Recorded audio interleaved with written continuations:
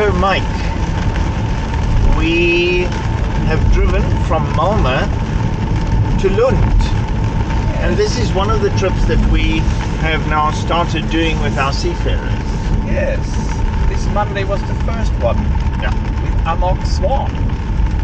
And then we had a group of 4 seafarers with us, and our feature in the trip was really the cathedral here in Lund.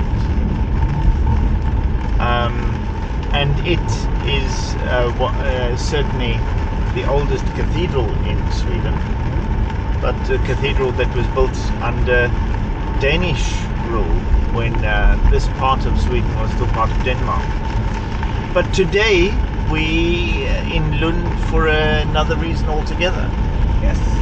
And that is because part of what we do within the chaplaincy, the Seafarers Chaplaincy in Malmö, is that we extend gifts and commemorations to seafarers around the 2 major Christian feasts in the year. The one being Christmas and the other being Easter.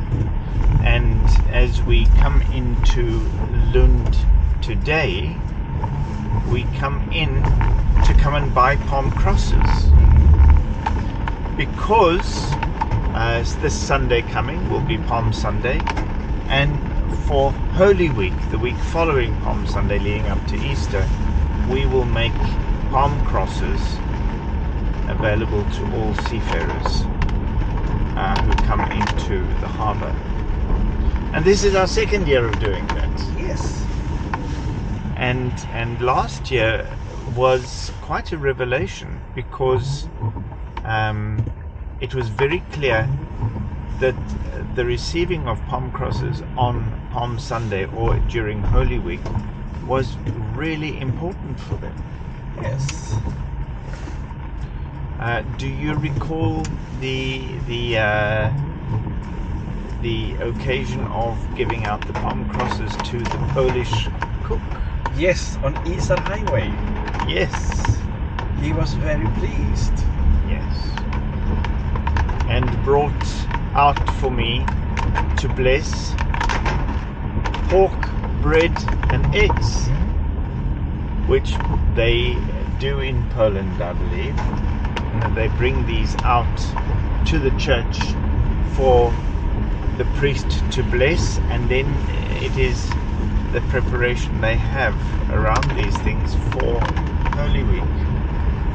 So now we are in Lund, and I mean, Lund is obviously well known for its cathedral, but it's also one of the 2 major university towns in Sweden. And I like to say that Lund and Uppsala are in essence the Oxford and Canterbury, Oxford and Cambridge of Sweden. And many of the buildings that we are now passing are related to the university. So there we get one of the Nahuns, and in Lund and in Uppsala, students have the opportunity not to belong to colleges as they do in Cambridge or Oxford, but these Nahuns or nations, and the nations are then the social engagement that they have. Yes. So we now drive through an older part of Lund as we come closer to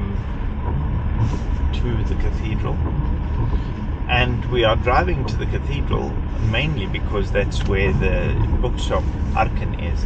And this church that we're just passing here is All Saints Church. It is a neo-Gothic church and is well established as supporting many of the students here in the city of Lund. And as we now approach the cathedral itself, we see some of the very old buildings, and we're back on cobbled streets, and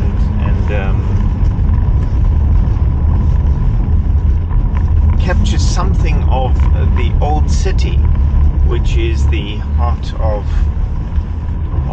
this university town.